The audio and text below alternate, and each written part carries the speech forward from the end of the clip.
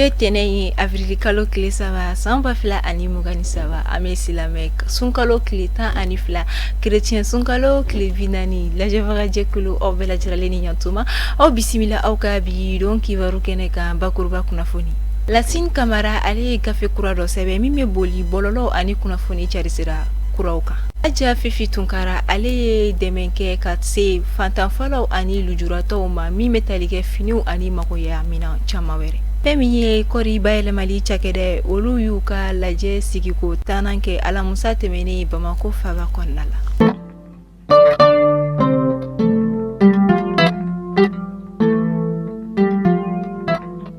Abunu sogolendo anna mali kuna foni jabarani sonfe au bela jaralini nyantuma au bisimila au gabi kuna foni keneka ina fo anya bakruba kuna foni na togomina gafe kura do sebena Lassine Camara fe kololo ani nyangata wale munumbe bololo ani kuna foni charisira kura ufe sebe fura keme biolu vla ani kele odebe gafe inkono mime kuma kuna foni disira ani afuruku laben chogo kera ni ala jotiki bese ka jonyini sharia ka bolo kan togo yamina Ni otemela kabui aja Fifi Tunkara ale demenke demseni fantan falaw ani rujurato ye deme mi metalike finiu ani magoyen fenwerewma demedi inkara jamala jedo kene gambi nyorola anga jamana ministry fila kumbe ni oluye adamadenya nyogon deme ministry ani dine ani bato ministry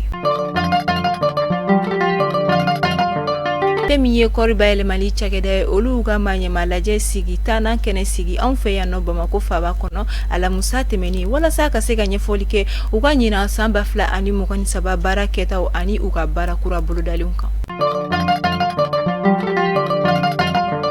Togoda muso uga faranyogonga jekulu mogodo uka kalani nyemogoya ni kalata sharia uka ani uka sharia kisemi na befo amako loi 052 o bara o damnela jumadu anfe ya Bamako faba kono ikado wina sika akelina chama soro uka kilifla bara inkono uka sharia kise nunuka Dina ko bina kuka mali silamea dine jokulu do wille no kujo kosobe wala sa ko ka seka laïcité ko bo mali nouvelle constitution kono bawo o ya yira ka fo ko obina ke sababu ka seka ko chama were nati anga jamana kono munu te ko chenyi bay kosobe ka sababu ke laïcité ko kumai Mali kuna foni jabarani la jabagaw ni lewe don sikike au kabi don kibarula ama fo au ni ci au kala meli ko nyumala ala ka dogo kuntime ko nyumayira